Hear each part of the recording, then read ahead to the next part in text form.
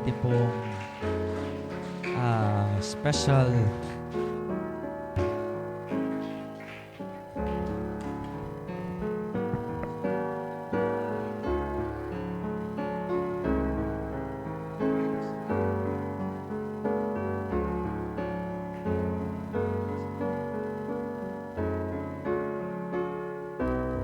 yun.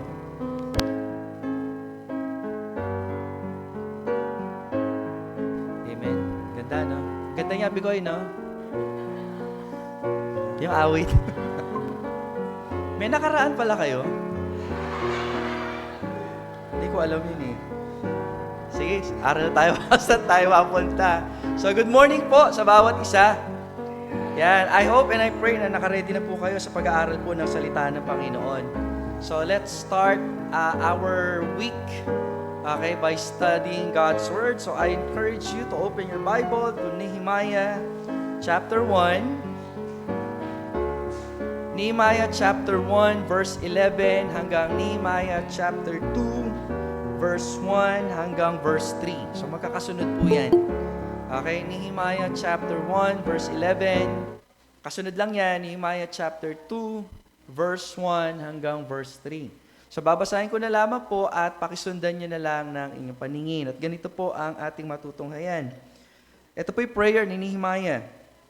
O Lord, I beseech Thee, let now Thine ear be attentive to the prayer of Thy servant and to the prayer of Thy servants who desire to fear Thy name and prosper. I pray Thee, Thy servant this day, and grant him mercy in the sight of this man, for I was the king's cupbearer. Chapter 2, verse 1, and it came to pass in the month of Nisan, in the 20th year of Artaxerxes, the king, the wine was before him, and I took up the wine and gave it to the king. Now I had not been before time sad in his presence. Wherefore the king said unto me, Why is thy countenance sad, seeing thou art not sick? This is nothing else but the sorrow of the heart, or sorrow of heart. Then I was sore afraid, and said unto the king, Let the king live forever. Why should not my countenance be sad, when the city and the place of my father's sepulchre lieth waste, and the gates thereof are consumed with fire? Tayo po'y manalangin. Manaming Diyos, salamat po, Ama, na minsan pa, hinihingi po namin ang iba na Espiritu, malayang kumilos sa aming pong kalagitnaan. Paulit-ulit po namin hihingin ang iyong kahabagan, upang sa ganon, Ama, ay patuloy po namin maunawaan ang inyong kalooban, maisabuhay, at makapagbigay lamang po kami ng pinakamataas sa papuri sa iyo. Salamat po, Ama. Hinihingi po namin ang banal na Espiritu ang patuloy na kumilos at sa mangusap sa aming pong mga buhay. Ito pong aming dalangin at samo sa pangalan ni Jesus. Amen at amen. Mari na po tayong maupo. A work of God for God's greater glory.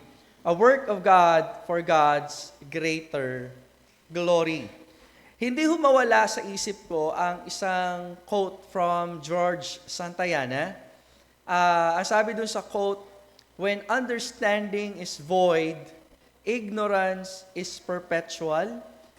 Pinakamaganda yung kasunod eh. He who does not learn from the past is prone to repeat it.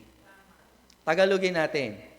Kapag ang karunungan ay kulang, ang pagiging mangmang o ang kamangmangan ay hindi maiwasan. Sino man na hindi natuto sa nakaraan o sa nagdaan ay sigurado niya itong babalikan. He who does not learn from the past is prone to repeat it. Mga kaibigan, mga minamahal, mga kapatid sa pananampalataya, ang pag-uusapan po natin ngayon ay papaano nga ba mabuhay ang isang manggagawang mananampalataya. Madalas natin pag-usapan ang patungkol sa pamilya, madalas natin pag-usapan ang patungkol sa pagiging young people, madalas natin pag-usapan ang mga character and traits na kinakailangan makamtan ng isang mananampalataya. But this time around, we need to be specific and we need to somehow to expand our horizon, to expand our learning in every areas ng ating buhay. lalo-lalo na po sa pang-araw-araw. Wala pong iba kundi pagtatrabaho.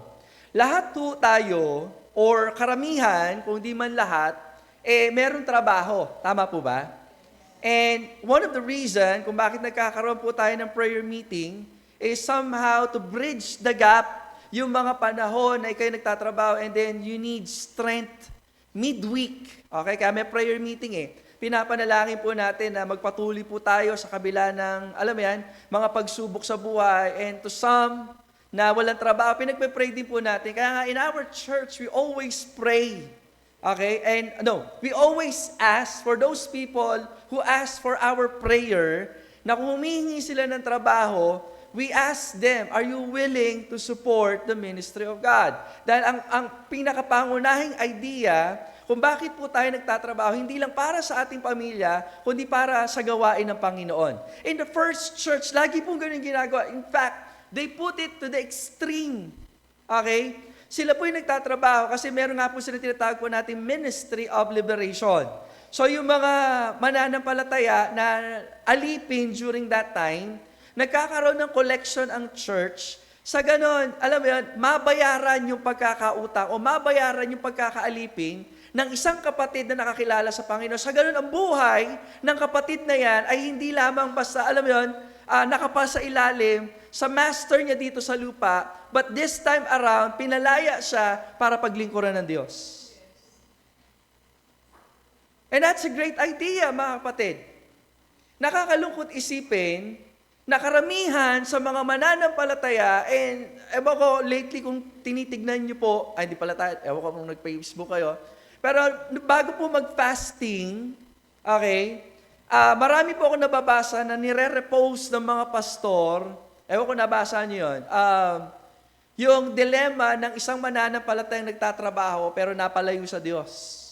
Tapos yung attitude niya, na para bang mas takot siya kay bossing niya sa lupa, kesa yung bossing niya sa spiritual.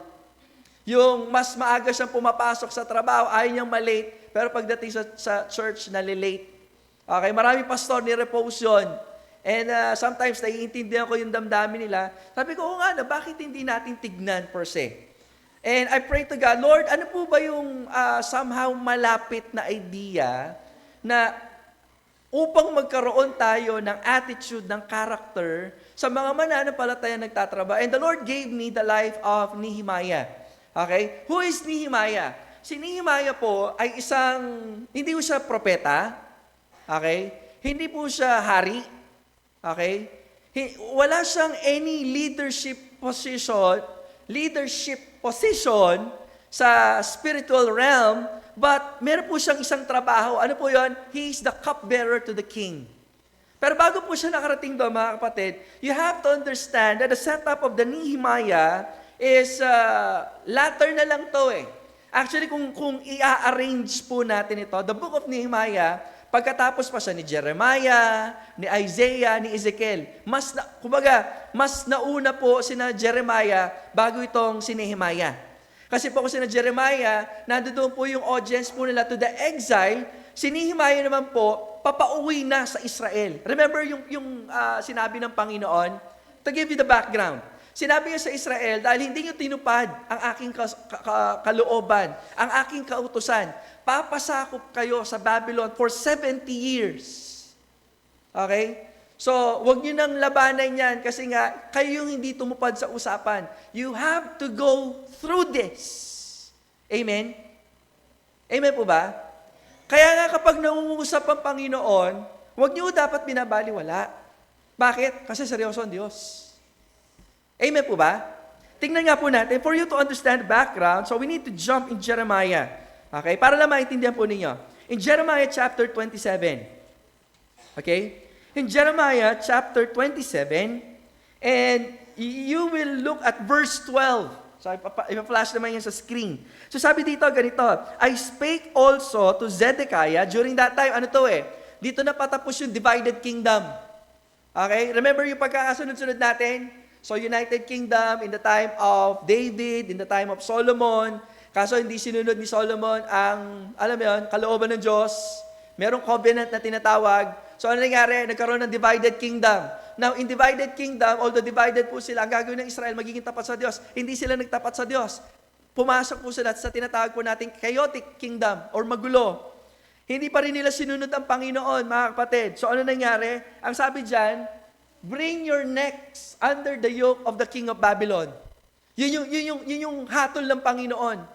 Total din nyo ako sinusunod, sige, sundan natin yung gusto ninyo. Kasi yung direksyon na tinatahak ninyo ay direksyon ng kapahamakan. Nakikinig po ba kayo? Madalas, ganyan po nararamdaman natin. Sinasabihan tayo ng Panginoon, pero dahil laban siya sa gusto mo mangyari, nilalabanan mo yung kalooban ng Panginoon. Pero hindi mo alam kung bakit, alam mo yun, ibinibigay sa iyo ng Panginoon kahit mahirap, kahit masakit. Kasi at the end of the day, ikaliligtas mo yan. Kailanman, hindi magbibigay ang Diyos ng isang daan, ng isang sitwasyon, ng isang path na ikakapahamak mo. Lagi ang ginagawa ng Panginoon sa ikakabuti mo. Now, nung sinabi ito ng Diyos kay Zedekiah or to the Israel, sabi dyan, no, bring your necks under the yoke of the king of Babylon. Eh ang Israel, hindi kami papayag dyan. Bakit? Kami anak ni Abraham, ito yung pangako ng Panginoon. We are blessed, alam mo yan, we are free. Diba? We are under the grace ng Panginoon, etc. Pero sabi ng Panginoon, no, it's enough. Okay? You have to learn. Kinakailangan yung matuto. So, ano sabi niyan? Bring your necks under the king of Babylon. Papasakop kayo. Susundin niyo yung kalooban ko, hindi sa bansa ninyo, kundi kung sino yung sumasakop sa inyo. Ang galing ng Panginoon, ano? It's not about the blessing of material. Lagi ang blessing po natin kung ano yung kalooban ng Diyos. Ang mahirap kasi sa mga maraming mananampalataya today, the very definition of the blessing is their own definition and not the definition given by God. Tandaan niyo, kapag tayo ay nabubuhay bilang isang mananampalataya, sinusunod po natin lagi ang salita ng Diyos, ang sinasabi ng Diyos. Ang sumusunod sa sinasabi ng Diyos, kailanman hindi mapapahamak. Kaya, alam mo yun, ay sabi doon, and serve Him. Samantalang, alam mo yun, hindi pa sila nasa Babylon, ang ganda ng kalalagay ng Israel eh. Tama? In the time of David, in the time of Solomon, it is called the Golden Era. Bakit? Alam mo yun, ang lawak ng lupang nasasakop nila, bumubuhos yung pagpapala, pero dahil, alam mo yun, masyado silang, alam mo yan, hindi ko alam ano po nangyari sa kanya. Nagpasasa, naging lax po sila, na dapat kung toro pinagpapala sila ng Panginoon, mas lumalapit sila sa Panginoon. Hindi po ganun yung nangyari. So napuno ang Panginoon, okay, sige, maglilingkod kayo sa paraan na gusto ninyo. Okay? Sa paraan na dapat ang tinatahak ninyo ay mabuti, tatahak kayo sa isang mahirap na pagtahak para maintindihan kung sino ako sa buhay ninyo. So yun yung nangyari ngayon. Serve the king of Babylon and his people. Samantalang dati nabubuhay sila sa sarili nila eh. Tama? Sila yung boss. They're not the servant, but this time around, notice, serve him and his people. Dati-dati, Diyos ang paglilingkuran nila eh. Di ba? Meron silang hari under the protection, under the guidance ng Diyos. Pero pasaway sila. They will serve now a king, not of Israelites. Instead na dati wala sila pinaglilingkuran ng ibang tao, now they will serve other people, enemy in this sense. Kinakailangan nila itong gawin. Alam niyo bakit? Ayun yung dulo. Kinakailangan nila mabuhay. That's the only way to live. Kung matagal ka nang napalayo sa Panginoon and God is teaching you, okay, sige, patatawarin ka ng Panginoon, but you have to go through a lot for you to learn and to understand that the only way for you to live is sumunod ka lang sa Panginoon. Hanggat hindi mo naiintindihan yan, hindi ka aalpas dyan. Kaya totoo yung sinabi ni George Santayan eh. He who does not learn from the past is prone to repeat it. Paulit-ulit ka na lang. Yeah. Paulit-ulit. Yung mga bagay na gusto mo, hindi mangyayari kasi umuulit ka na naman eh.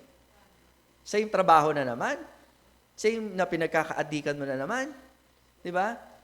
Wala. Paulit-ulit ka lang. Parang glorified lang to eh. Trip to wilderness. Paikot-ikot sila dun. Paikot-ikot. 40 years to be exact. Okay? And then tuloy po natin yan. Ang sabi ng Panginoon, they have to what? To learn. Okay?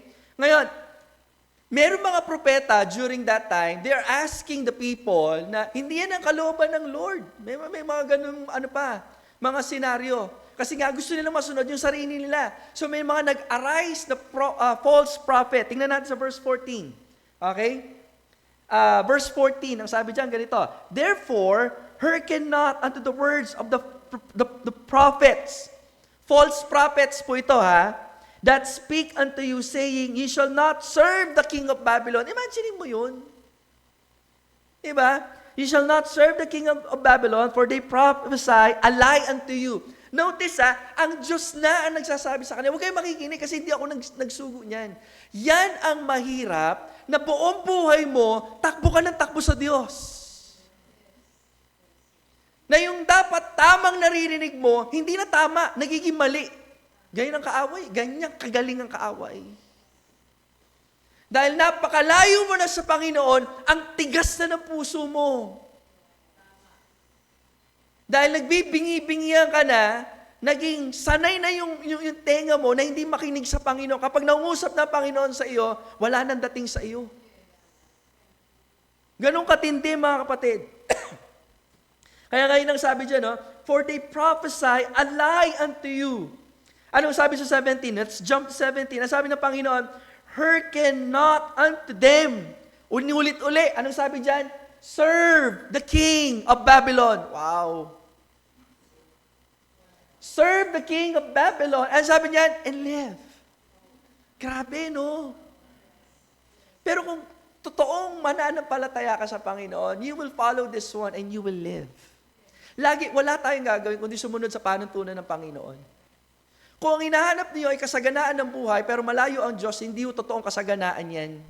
Hindi ang galing sa Diyos, galing kay Satanas yan. Diba? Galing sa kaaway yan. And then sabi diyan, wherefore should this city be laid waste? Kasi nga, yung hatol ng Panginoon, nandoon na eh. Kahit na sabihin mong they are the children of Israel, yung kamay ng Panginoon, it is marked for those in Israel, marked for destruction. Wala na yung kamay ng Diyos doon. So sinasabi ng Panginoon, nandito ang kamay ko sa Babylon. Although under captivity kayo, mabubuhay kayo dito kasi wala na yung kamay ko dito, kundi nandito na. Sumunod lang kayo at mabubuhay kayo. Ngayon, we will jump now in Jeremiah chapter 29, verse 11. Eto yung ibig sabihin ng verse na yan. Yung iba, quote ng verse eh. Eto yun. Nag-quote siya ng verse, sinabi ito kasi sinasabihan, mga pasaway. Nagigets po ninyo? Kung tinatanggap niya, pasaway kayo. Kasi ang plano ng Panginoon, you will go this, alam mo yan, under captivity of Babylon. Huwag nyo nang labanan. Bakit? For I know the thoughts that I think toward you, said the Lord. Malinaw. Naging malinaw yung verse. Kasi nilalabanan nila eh. Lord, hindi ito yan. Anak mo kami. Diba? We will live in our own country na ikaw ang nagbigay. Kaso hindi nila intindihan. Binaboy nila yung relasyon nila sa Diyos eh. Nagigets po ninyo, nakakadiri yung ginawa nila. Ang pangit na word, pero hindi ko gagamitin. Talagang binaboy nila yung relasyon nila sa Diyos. Ngayon may lakas pa sila na, ang bait nga ng Diyos eh. Napakabait niya. Nagbibigay pa rin siya ng way. Sumunod lang kayo mga anak. Bakit? Alam ko yung ginagawa ko. Magtiwala kayo. Marami na-explain ang Old Testament God. He's very fearsome, wrathful God. No, it's not. No, He doesn't. Hindi ganyan ang Diyos. Pero yung tono dito parang pero sinasabi ito sa pasaway. Kasi hindi naiintindihan na sinaktan nila yung damdamin ng Diyos. So ngayon sinasabi ng Panginoon, for I know the thoughts that I think toward you, saith the Lord. Alam ko yung ginagawa ko. Di ba? Mahirapan ka, pero steady ka lang. Alam ko yung ginagawa ko. Pero mahirapan ka. Bakit? Alam ko yung ginagawa ko eh. Huwag mo akong pangunahan. Thoughts of peace. Paano magiging peaceful yun? Samantalang, if you are under captivity, paparusahan sila, gagasain yung mga babae. Ganun yung setup during that time. Pero sabi ng Panginoon, that is the thought of peace. In short, sinasabi lang, yan kasi yung gusto ninyo eh, ang mapalayo sa akin. Nagigets niyo? Yan kasi yung gusto ninyo eh. Thoughts of peace and not of evil. Sa paningin ng ibang Israel, parang, di yata maganda to Lord ah. And sabi Lord, hindi, mali kayo. Sa ikakaayos nyo yan. Kaya ang tindi ng verse na ito, ang dami nagkiklaim nito, hindi nila naintindihan ang concept, hindi nila naintindihan ang context. Ano sabi dyan? To give you unexpected aim. Sa bandang dulo, magiging maayos din. Pero steady ka lang. Papaluin kita, pero kakabuti mo yan. Steady ka lang, anak. Nagigets po niya? So that is the whole background of the chaotic stage. Okay? So if you will jump na, babalik po tayo sa Nehemiah. So ang nagiging setup dito, mga kapatid, pabalik na po sila. Ngayon, ito yung problema. Nagsettle po sila sa Babylon, tama? Ang problema, ito yung nagiging problema ngayon. Yung ways and lifestyle ng Babylonian Empire na embrace ng Israel. So ibang problema na naman to. Okay? So ang sinasabi ngayon ni Nehemiah, tingnan po natin si Nehemiah, although captive po sila, tanda, ito yung kagandahan dito, papasok tayo dito. Kasi pinag-usapan po natin sa mga nagtatrabaho, right? Kapag tayo ay anak ng Diyos, always remember that the provision of God is always available sa mga anak po niya. Huwag na huwag niyong kakalimutan yan. Kung humihingi kayo ng trabaho sa Panginoon, huwag niyong isipin kasi kaya kayo magtatrabaho dahil sa pangangailangan. Mali ho yun. Kung bakit ho kayo nagtatrabaho dahil nakita niyo ang biyaya ng Panginoon and He will provide no matter what. Mamaya, makikita niyo pa yan. So dito sa pagkakataong ito, sabi ko nga, Nehemiah is a cupbearer to the king. Yun po yung trabaho niya. Anong agandahan ng mga nagtatrabaho sa Diyos? Kasi ang title po natin, A Work of God. Okay? Although you are worker of God, the description ng isang mananampalataya, you are a work of God. Ikaw ay gawa ng Diyos. Ibig sabihin, para maitanghal, maipakita, mai-display mo kung ano yung kabutihan ng Diyos. Ibig sabihin, kahit saan kadalhin, ang nakikita ay ang Diyos sa buhay mo. Kaya anong klase manggagawa ito? Itong mga manggagawang ito, tapat na manggagawa. Itong mga manggagawang ito, napakadali ng promotion sa kanila. Bakit? Malapit sa Diyos eh. Alam niyo yung trabaho ng pagiging cupbearer, it is a work in which trust is built. Kasi bago uminom yung hari, itetest muna ng cupbearer kung walang lason. Ngayon, bago ka mailagay sa posisyon na yun, ibig sabihin, nagtitiwala yung hari sa iyo. Ganong klaseng manggagawa ito. Mga kapatid, tanong, kayo bilang mananampalataya, you are praying to God, magkaroon ng trabaho, gaano kayo katapat sa Diyos? Mga mananampalatayang kabataan, someday mag-pray kayo na magkaroon kayo ng finances. Kung ito man sa pamamagitan ng trabaho, tatanungin ko kayo ngayon, nagtatapat ba kayo sa Diyos? That's the problem of today. Sa simpleng prayer lang, sa simpleng trabaho na ginagawa po natin sa bahay man o sa church, dapat maging mabuti ho tayo manggagawa, katiwa-tiwalang katiwala. Hindi ka dapat doble kara.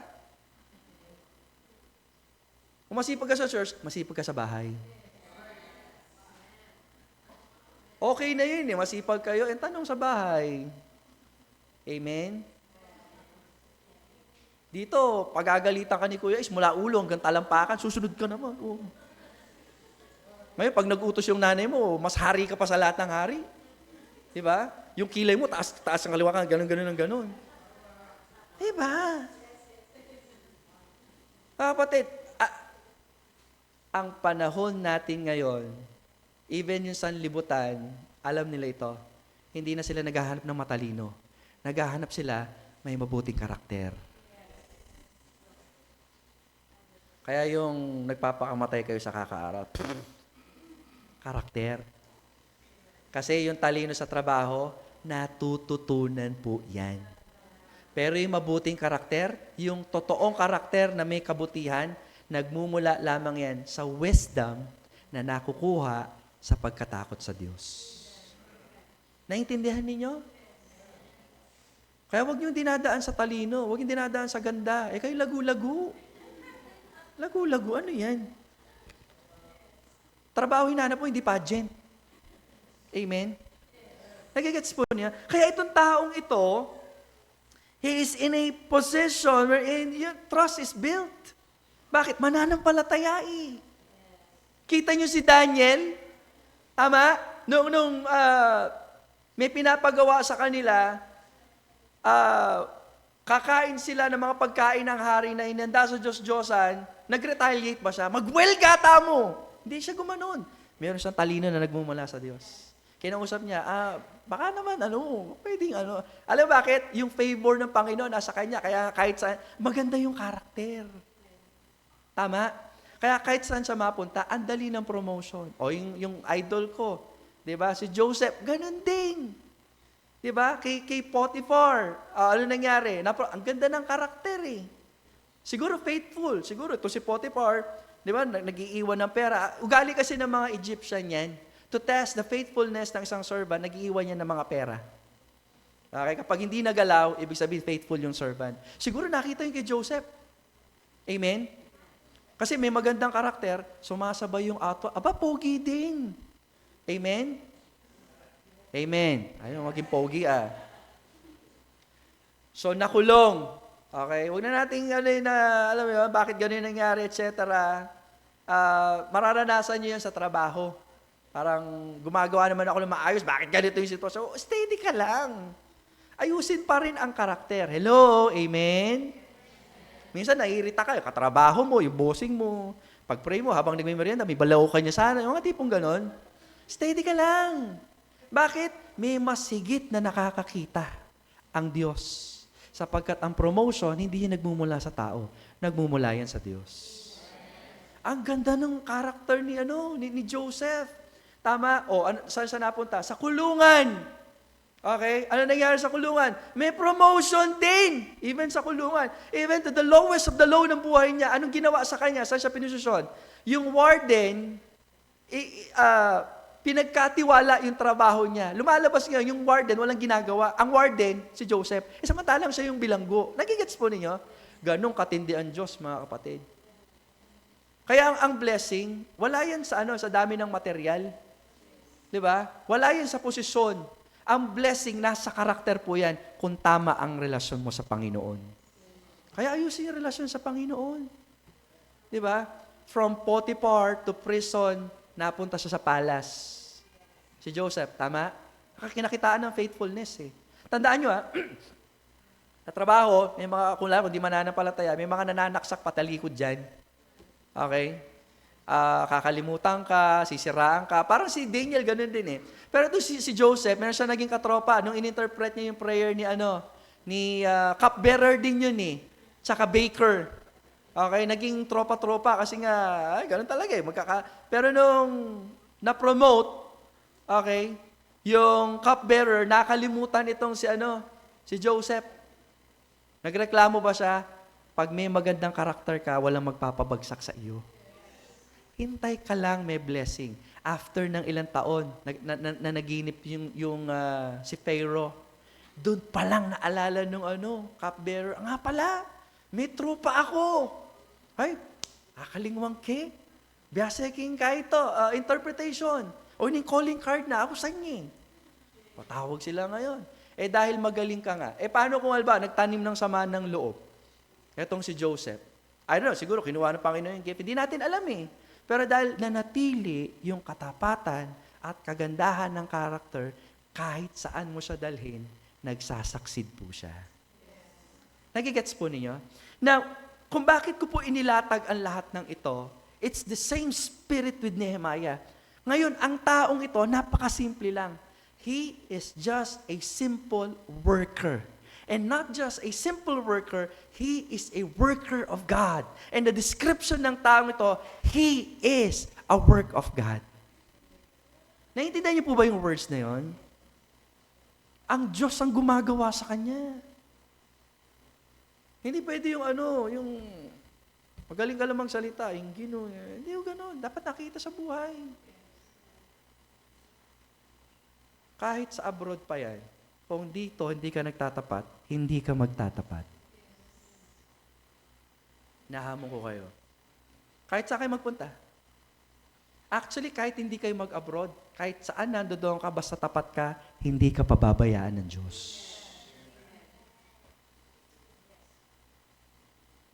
Ako nga lang, tayo nga lang eh. Wala nga nagsusupport sa atin eh.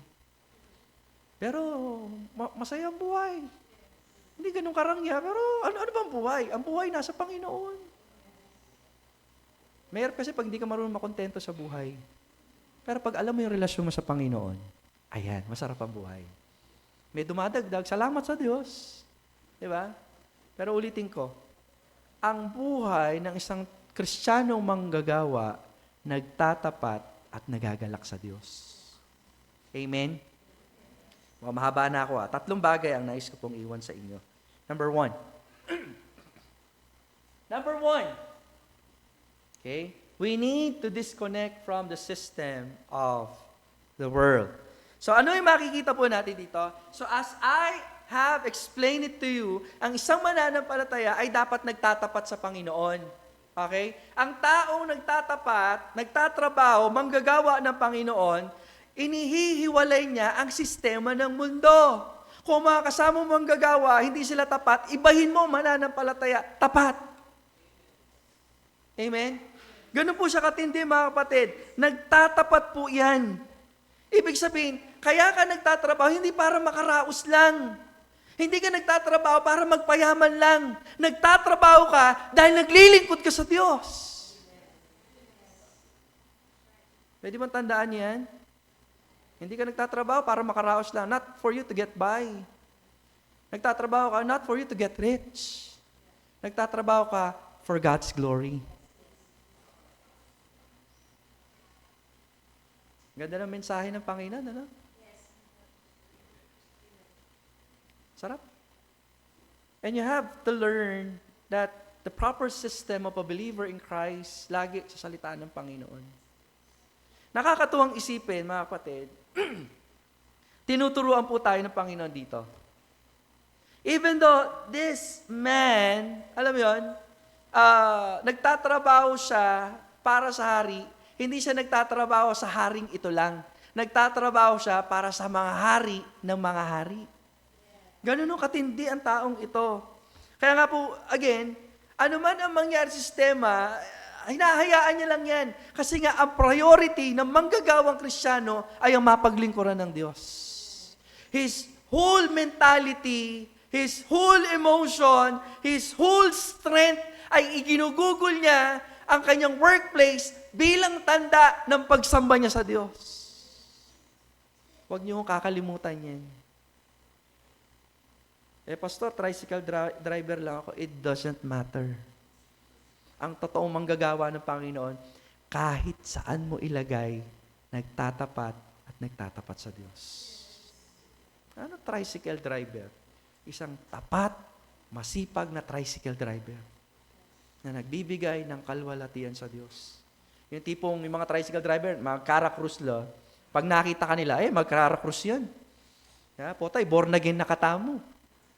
Ganun dapat, mga kapatid. Tapos iba, kakanya lang dako. Hindi, dapat matuwa ka. Kasi yun talaga yun eh. Pinapakita nun na iba sila at iba ka. Sapagkat ikaw, anak ka ng Diyos. Sila, anak sila ng tatay nila. Si Satanas. Amen? Tama, di ba? Mali ba ako doon? Anak sila ng tatay nila, si Satanas. Ikaw, iba ka, anak ka ng Diyos. Ang problema lang natin, kung anak ka ng Diyos, nagka-Cara-Cruz ka din. Di ba? Hindi ka anak ng Diyos. Tama? Kasi totoong anak ng Diyos, hindi nagka-Cara-Cruz. Sumusunod sa daan ng krus. Amen? Yan ang hirap sa inyo. Ang bigat yung mag-amen eh. Di ba? Amen. Tuloy natin. Pangalawa, kasi ang ganda ng buhay ng tao. The second one that we need to understand is we should not be detached away from the family of God. Now, ang ganda ho nito, okay? If you will notice, in verse 4, tingnan po natin ha. Okay, in verse 4, and it came to pass, when I heard these words, that I sat down and wept, and mourned certain days, and fasted, and prayed before the God of heaven. Anong uring manggagawa po ito? Hindi niya inaalis o hindi siya lumalayo saan? Sa pamilya ng Diyos. Sa kasong ito, mga kapatid, atras po tayo Verse 2. Nung nabalitaan niya, kasi nagtatrabaho siya Tama? Promoted siya. He is the cupbearer to the king. He is one of the trusted of the king. Tanda po ninyo, hindi po magkaparehas ng lahi. Okay? This king is a Persian king. Okay? Persian king po ito, and yet, he was trusted. He is trusted by the king. Okay? Okay na sana siya dun eh. Ngayon, may nabalitaan siya kay Hanani. Verse 2, one of my brethren came, he and a certain man of Judah. Kasi pabalik na po dapat sila. Okay? Ngayon, ano yung sitwasyon sa Israel? And I asked him concerning the Jews, meron siyang care, that had escaped, which were left of captivity, notice ha, and concerning Jerusalem. And they said unto me, the remnant that are left of the captivity there in the province are in great affliction. Nahihirapan sila. Mga lulula, magkasakit la. And reproach, the wall of Jerusalem is also broken down, and the gates thereof are burned with fire. Anong kahalagaan ng gate? Gate symbolizes the strength. Okay? Gate symbolizes the welfare. Kapag kapag nakabakod ka, ibig sabihin maayos ang lugar mo. Ngayon, kapag walang gate, ibig sabihin you are in desolate. Para kang walang Diyos. Okay? Ano nangyari sa taong ito? Ano nangyari po kay Nehemiah? Tandaan, ulitin ko ha. Ang isang manggagawa ng Panginoon, ang isip niya lagi nasa gawain ng Panginoon. Hello? Pwede naman sabihin, ay gano'n pala yung sitwasyon. Pwede na alanin mo pakialam. Total, maayos naman yung kalalagayan niya eh. Pero dahil Kristiyanong manggagawa siya, hindi yun ang priority niya. Ang priority niya, yung kapwa niya, kapamilya, yung kapwa niya kamag-anak. Malaking problema ng isang manggagawang Kristiyano kapag wala siyang pakialam sa pamilya niya sa Diyos. Sapagkat buong buhay niya ay ginugugol niya sa pagtatrabaho lang. Nagigets? Okay na siya eh. Diba? Mayaman. I mean, you are cupbearer to the king.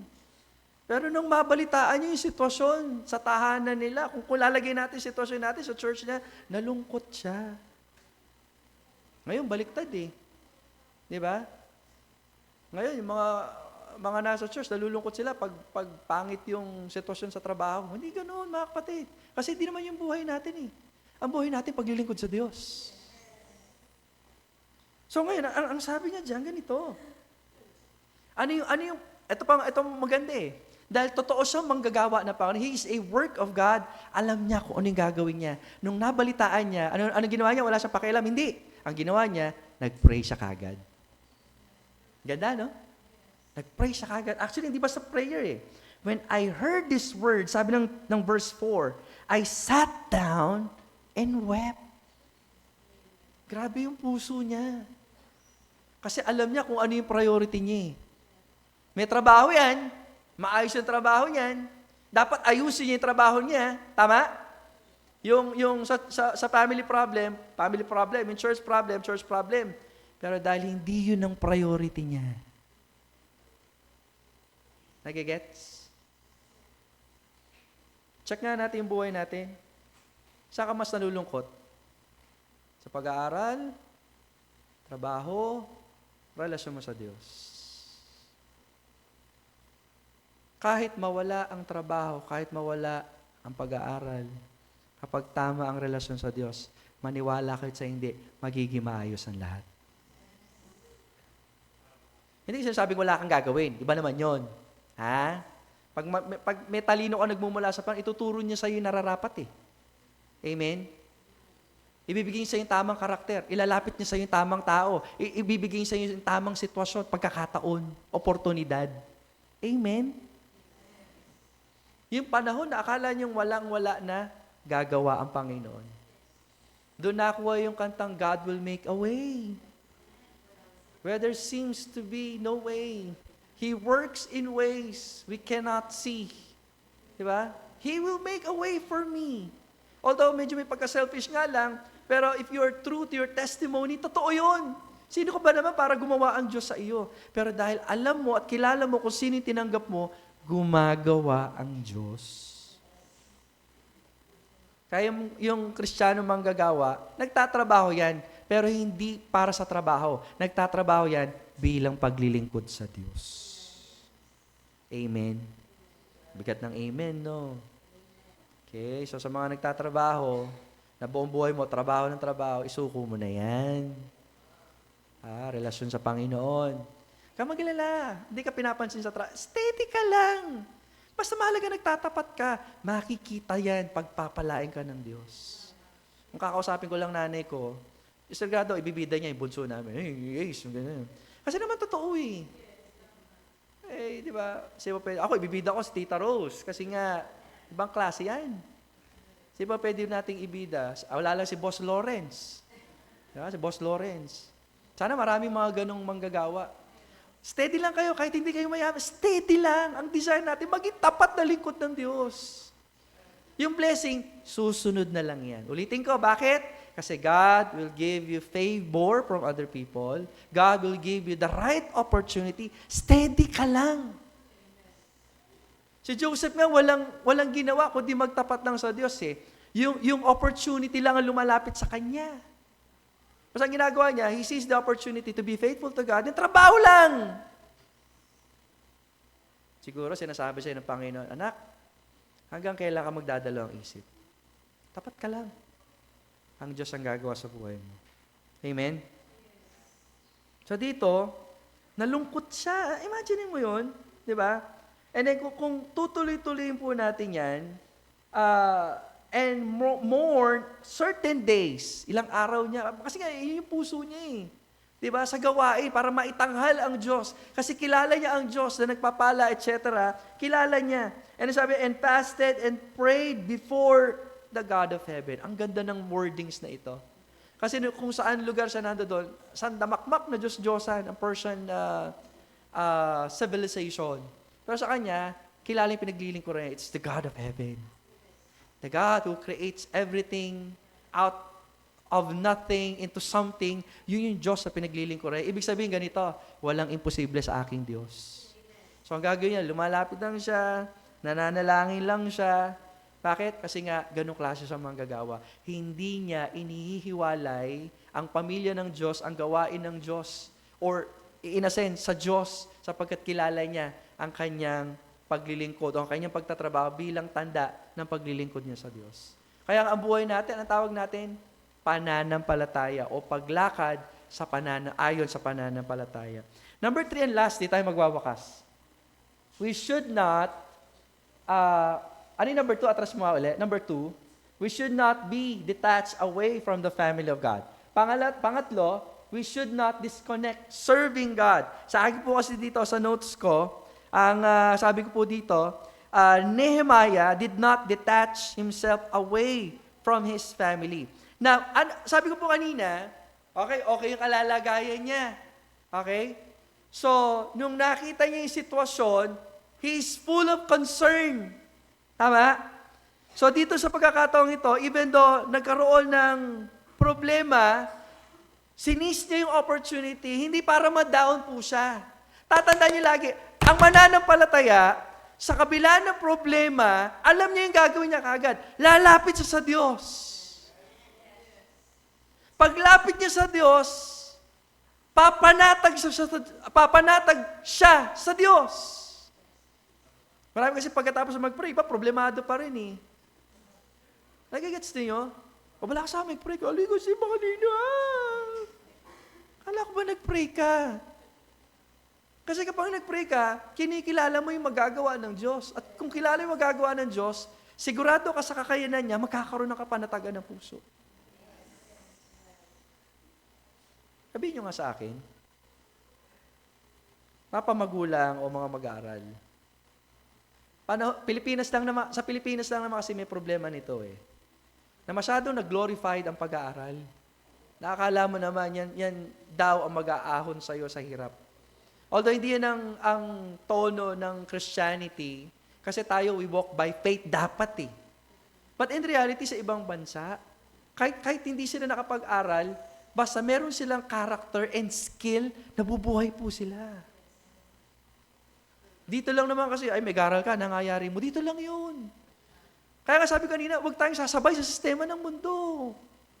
Kasi pag sumabay ka dyan, kawawa ka. Kasi yun yung mentalidad mo, yun yung realidad mo. Pag nasa Panginoon ka, magbabago ka ng realidad. Ang realidad ng isang mananampalataya, anumang sitwasyon, anumang pagkakataon, pinagpapasalamat natin. Pag hindi, salamat pa rin, tuloy yung paglilingkod. Bakit? Alam natin na lahat ng bagay na nangyayari ay pinapaintulot ng Diyos kasi may plano po siya. Ididikit po natin. Kasi alam ng Diyos ang kanyang ginagawa. Amen po ba? So dito sa pagkakataong ito, we will wrap this up. Sabi ko nga, ganyan ang nais ng Panginoon sa buhay po natin. We need, alam mo yun, kinakailangan i-detach po natin ang ating sarili from worldly system. Hindi yan ang sa Panginoon eh. Tama? Pag gusto ng Panginoon, magtapat ka. Kaya tuwa ako dun sa testimony ko, Larry. No, sabi niya, dati po, mag-devotion. Ngayon ako pa po mag-devotion. Hindi, nag-devotion na daw siya. Diba? Alam bakit? Kasi ganun din eh. Bakit hindi pa paglingkod ang buhay mo sa Panginoon? Nagigets niyo? Kung nagpe-pray kayo mag-abroad, tanong ko lang lagi, tapat ka ba sa Panginoon? Kapag hindi, huwag ka muna alis kung hindi ka tapat. Take the advice of Tita Rose kay Ating Grace nung papunta pa lang siya ng Amerika. Lagi, ayusin muna ang relasyon. Huwag kang aalis hanggat hindi maayos yan. Kasi kapag hindi ka maayos, kahit saan ka mapunta, hindi ka magiging maayos kasi malayo ka sa Panginoon. Kahit saan. Pagpapamilya, pag-aasawa, lahat. Pumapanday lang yan sa isang bagay. Ano yun? Kung gaano tayo kalapit sa Panginoon. Joseph, Daniel, yes, and even Job.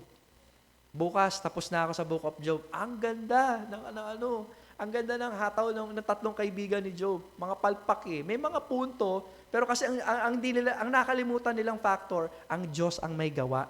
Ano dapat gagawin ni Job? Kahit na anong mangyaring sitwasyon, kahit against pa, nawala na siya ng lahat ng bagay, dapat pa rin siya magtiwala sa Diyos. Alam mo, kahit si Job, takang-taka din siya eh. Di ba? Nagtatapat naman ako. Kaya nga sabi tuloy mga kaibigan, anak ka kasing kayabang. Kung talagang tapat ka, hindi mo malyari kayo yan. Yung mga nangyayaring ganyan sa'yo, sabi ni Elihu, nakita ko na maraming beses yan sa mga taong di nagtatapat, kamukha lang. Kaya magsisi ka na, Job. Yung ni Job, ano kasalanan ko? Nagigets niyo? Kasi di nila naintindihan yun eh. Kapag tama ang relasyon mo sa Diyos, magiging panatag ka. Ano man ang sabihin ng ibang tao, dahil tama ang relasyon mo sa Diyos, maghintay ka lang. May perfect timing ang pagpapala ng Diyos sa buhay mo. Mga kapatid, ikaw ay hindi lang basta manggagawa. Ikaw ay worker ni God. You are a work of God. Ipakita mo lagi ang kalulatian ng Diyos sa pamamagitan ng pagtatrabaho mo. So the next time na may kakaharapin ka, pinagalitan ka ng boss, hindi ka na-promote, alam mo yun, sinisiraan ka ng mga katrabaho mo, steady ka lang, hindi ka nagtatrabaho para sa mga yan. Nagtatrabaho ka para sa Diyos. Amen? So I hope nakapagbigay ng inspirasyon ng mensaheng ito sa mga manggagawa upang magpatuloy. Let your light so shine before men that they may see your good works and glorify your Father which is in heaven. Matthew chapter 5, verse 16. Tayo po lahat tumayo, tayo po'y manalangin. Tayo po'y manalangin. Manaming Diyos, salamat po Ama sa oras na ito. Salamat Panginoon sa patuloy na paalala na ibinibigay niyo sa amin po mga kapatid. Salamat Panginoon dahil wala na talaga kami ibang gagawin, Panginoon, kundi magtapat sa inyo. Patawad, Panginoon Diyos, kung minsan parang may hinahanap pa kaming iba. Dahil nung nakilala namin kayo, kumpleto na ang aming buhay, panatag na po kami. Tulungan niyo po kami na magkaroon po kami ng contentment, magkaroon kami ng peace. Every time na nararamdaman po namin na hindi napapansin yung aming trabaho, na sinisiraan po kami ng aming mga katrabaho, o di ka pinapagalitan kami unjustly ng aming mga bosses. Boss, Panginoon. Father, I pray na yung right character ay mapasa amin by following your will, by following your word.